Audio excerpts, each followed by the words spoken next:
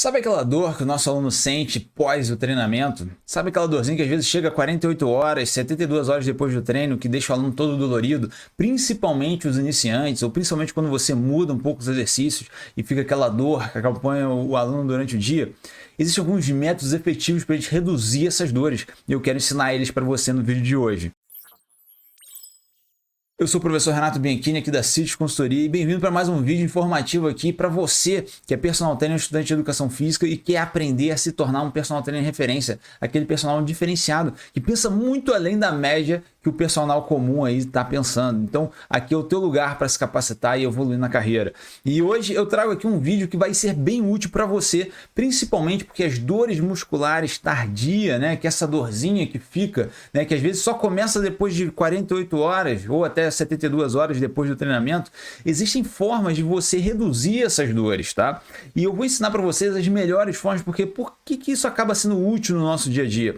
Se você consegue reduzir as dores musculares do seu aluno, além deles ficarem mais dispostos nas próximas sessões de treinamento, né, evita que qualquer aluno, principalmente os iniciantes, né, desanimem da prática do exercício. Eu já cansei de ver alunos que deixam de ir na academia porque não gostam daquela dor muscular. Então vale a pena você aprender aqui métodos que você que é personal trainer, você vai se surpreender com métodos que você pode utilizar na sua prática para conseguir, né, reduzir um pouco essas dores musculares. Da onde que eu estou tirando todas essas ideias que eu vou te dar aqui de métodos que você vai poder utilizar na sua prática? É de um estudo recente, uma meta-análise completa, cara, um estudo sensacional que foi feito sobre esse assunto, onde eles testaram diversas metodologias, fizeram uma revisão e uma meta-análise. O que isso significa, Renato? É basicamente eles pegaram vários estudos sobre o mesmo tema, né, intervenções e métodos para redução de dor muscular tardia, e entre esses métodos eles fizeram um comparativo de todos os estudos já publicados sobre o assunto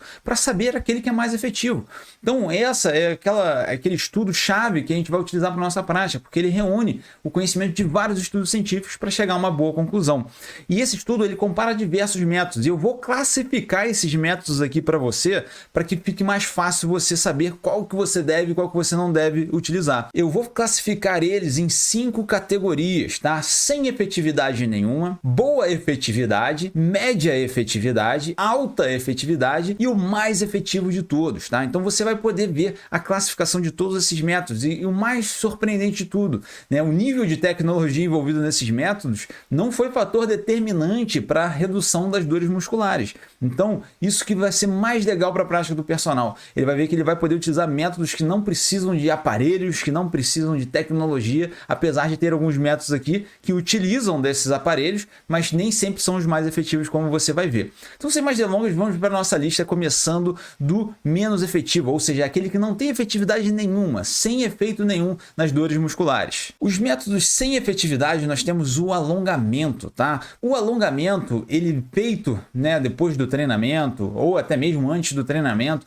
ele não tem um efeito na redução das dores muscular tardia, tá? Essa revisão pegou todos os estudos que já avaliaram o assunto e viram que não, o alongamento simplesmente ele não vai ajudar o aluno a ter menos dores musculares. Apesar de muitos alunos sentirem aquele bem-estar depois do treinamento, depois de alongar, essa não é uma prática que vai auxiliar na dor muscular em si. Dependendo do nível de alongamento que você faça com o seu aluno, é importante frisar que talvez você até aumente os níveis de dores musculares. Se você fizer um alongamento leve, né, sem um nível de dor tão alto, beleza, você não vai ter problemas. Agora, se você fizer um alongamento bem intenso, né, fazendo ali o aluno segurar naquela posição estática de alongamento 30, 60 segundos, isso depois de algumas séries desse tipo de alongamento, pode ser que vá até aumentar as dores musculares. Então, fica a dica aqui. Eu até recomendo no final do treino, não para evitar as dores muscular tardia, mas sim para dar um bem-estar para o nosso aluno, para ele ficar de uma maneira mais confortável. Alguns alunos adoram isso, outros nem tanto, mas independente disso, sem dúvida nenhuma, é um momento de bem-estar para o nosso aluno e até a questão psicológica pode ser afetada por causa disso, tá? Um outro método aqui que esse estudo mostrou que não tem efetividade nenhuma são as terapias hiperbáricas, né? Isso aí não é tão comum assim no nosso dia a dia, apesar de a gente já ver alguns atletas utilizando essa metodologia, mas é basicamente você entrar ali numa câmara, né? Hoje em dia já tem até algumas câmaras mais tecnológicas nos centros esportivos e você fazer ali uma alteração de pressão para que isso auxilie na recuperação. Só que isso pode ter diversos benefícios que a gente não vai discutir aqui hoje, porém, para dores muscular tardia, comprovadamente ineficaz, tá? Então você não precisa utilizar uma câmera como essa, apesar de assim, aqui no Brasil nem é tão comum essa prática, né? Então ela não é efetiva para dor muscular tardia, tá bom? Agora nós vamos entrar nos métodos de baixa efetividade, aqueles que até tiveram uma diferençazinha na dor muscular, mas muito pouca quando comparado aos outros métodos, tá? Quase diferença nenhuma. O primeiro deles é a eletroestimulação, que é basicamente você plugar alguns eletrodos, existem máquinas específicas para isso, para você eletroestimular as musculaturas trabalhadas para que você reduza a dor muscular. Esse método não se demonstrou muito efetivo. Apesar dele ter reduzido um pouco as dores musculares, ainda foi uma diferença muito mínima e assim, irrelevante. Então, se você às vezes vai pensar, vou comprar um aparelho desse tipo, não vale a pena se o objetivo é reduzir as dores musculares tardias, tá bom? Outro método que esse pode até ser utilizado de uma forma aí no seu dia a dia, né, é a terapia de contraste aquático. O que significa isso? Né, você utilizar água quente e depois contrastar isso com uma água fria e fazer essa troca, né, entre meios, às vezes até piscinas aquecidas e piscinas de água fria, para que você faça esse choque térmico ali na musculatura que foi trabalhada. Esse método teve certa efetividade, mas ainda muito baixo quando comparado aos outros, tá? Isso pode ser feito, por exemplo, até mesmo na hora do banho, né? O aluno acabou de treinar, ele vai lá, toma um banho quente e depois joga uma água fria. É um tipo de contraste que pode ser feito. Reduz um pouco dessa dor muscular tardia, mas ainda um método muito pouco efetivo. Então nem vem ao caso às vezes ter uma piscina quente, uma piscina fria para as pessoas fazerem isso, né? Porque realmente em termos de dor muscular tardia não foi tão efetivo assim. Agora vamos para os métodos de média efetividade. Bem parecido com isso, nós temos a imersão em água fria, que é você ficar ali, né, 15 minutos depois do treinamento, por exemplo, imerso em água fria, né? Isso é uma prática que é muito comum hoje no esporte, tá? Muita gente utiliza. Só que esse método não se demonstrou tão eficaz assim para reduzir as dores musculares. Só que tem um grande problema nisso tudo aqui. O que é esse problema? Né? Já tem evidências científicas, né, como esse estudo que eu vou deixar aqui para vocês, né, que mostrou que quando você faz a imersão em água fria, isso pode até ser, por exemplo, na nossa prática, não precisa nem ser uma piscina de água fria, uma banheira de água fria, pode ser simplesmente, né, você tomar um banho frio depois do treino, pode prejudicar os resultados de hipertrofia. Toda a sinalização anabólica do corpo no pós-treino fica prejudicada quando você entra em contato com a água fria, tá? Isso aí já tem vários estudos científicos que estão identificando isso. Então, quando o assunto é hipertrofia muscular, vale a pena evitar esse tipo de método, né? E muito parecido com o efeito, né, da imersão em água fria é a crioterapia, né? Que aí, basicamente, é quando você inclui até o gelo, você reduz ainda mais a temperatura da água, né? Em vez de fazer, por exemplo, 10 graus Celsius, você vai para, às vezes, temperaturas perto de 0 graus Celsius, né? Vai utilizar uma banheira de gelo ou até mesmo os câmaras específicos de crioterapia, que já tem muito nos Estados Unidos, aqui no Brasil não é tão comum,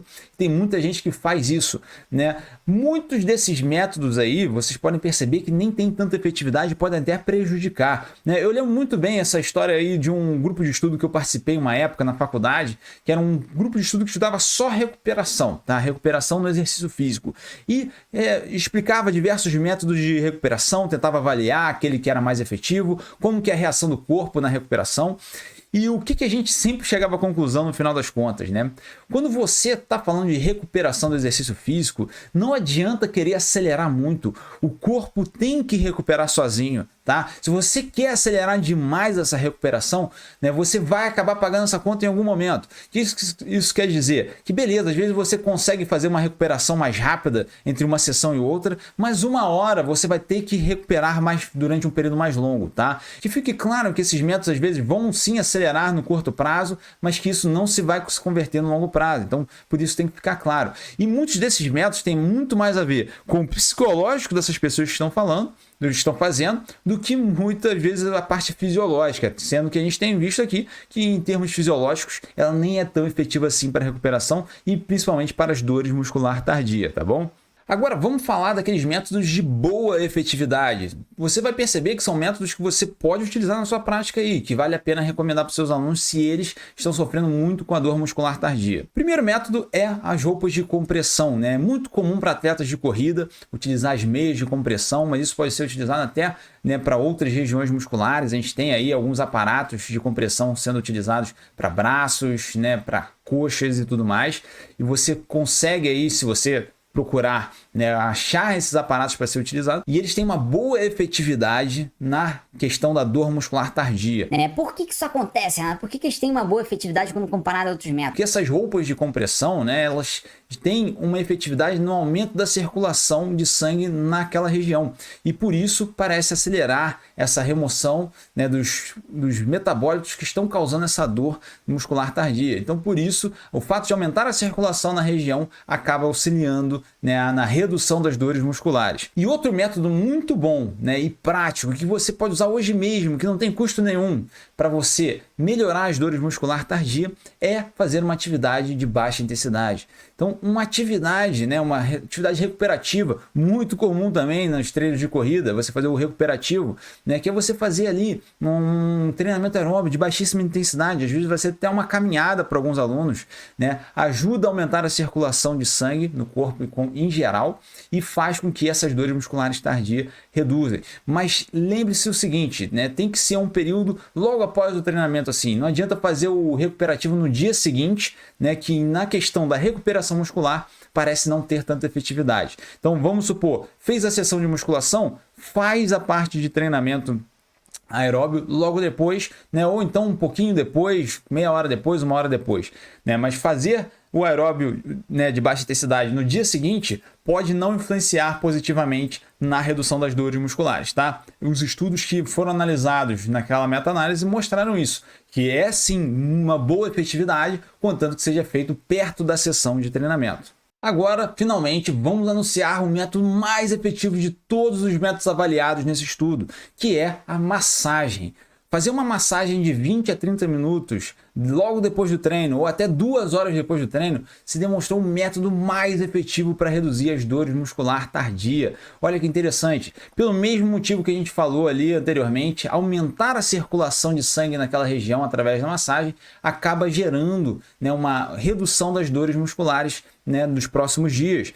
E isso você pode fazer mesmo sem dominar muitas técnicas de massagem, basta você intuitivamente fazer ali, né, movimentos naquela região muscular que foi trabalhada para que você consiga reduzir essas dores musculares no longo prazo, né? Existem alguns aparatos que podem ser utilizados nisso também, muitos fisioterapeutas até incluem isso, né, nas sessões de fisioterapia, e isso ajuda sim aquela sensação de dor muscular que fica do treinamento. Então é algo que vale a pena você implementar. Eu, por exemplo, eu gosto de fazer certas massagens, às vezes não vou fazer 20 a 30 minutos, porque senão teria quase uma sessão à parte de massagem ali, né? Mas às vezes faço no final do treinamento uma massagem, um leve relaxamento com os meus alunos, né? Tentando ali focalizar principalmente nas musculaturas que são trabalhadas, né? Se o seu aluno puder, às vezes, contratar um massagista, melhor ainda, vai ser ainda melhor para a redução das dores musculares que ele tem. E por isso que é tão comum você ter massagista nos clubes esportivos, né? Porque isso realmente auxilia muito na recuperação muscular e nessa prevalência das dores muscular tardia. Uma coisa muito interessante de se falar aqui é os níveis de redução de dor que essas metodologias causam, porque eu classifiquei em categorias, mas, por exemplo, a recuperação ativa, né, que é aquela atividade aeróbica de baixa intensidade, e também as roupas de compressão, elas têm, né, metade da capacidade de reduzir as dores do que a massagem, tá? A massagem tem o dobro de efetividade na hora de reduzir as dores musculares do que esses métodos, que, como eu falei, são bons métodos, tá? E se você comparar esses bons métodos, que é, né, o uso de roupas de compressão, né, e o aeróbio recuperativo, você tem ali, né, o dobro do que os outros métodos, né, de efetividade moderada, né? Que é a imersão em água fria e a crioterapia. Então perceba que a gente vai dando saltos, né? Então a massagem ela está muito acima dos outros métodos, né? Se você quiser um resumão de tudo isso que eu falei e até uma ordem, eu vou deixar até esse infográfico aqui, ó, que eu já fiz para vocês e que mostra ali, né? Desde o método mais efetivo até o menos efetivo e aqueles que não têm efetividade nenhuma. Esse fica bem claro, dá para você tirar um print, tirar uma foto disso aí para poder lembrar disso no futuro, tá bom? Se você gostou desse vídeo, deixa um like aqui, deixa aqui nos comentários o que você está achando dessa série de vídeos que a gente está fazendo aqui e também o que você gostaria de ver aqui na Sítios, que é um prazer para a gente trazer sempre o melhor conteúdo para vocês. Eu fico por aqui, um grande abraço e até o próximo vídeo.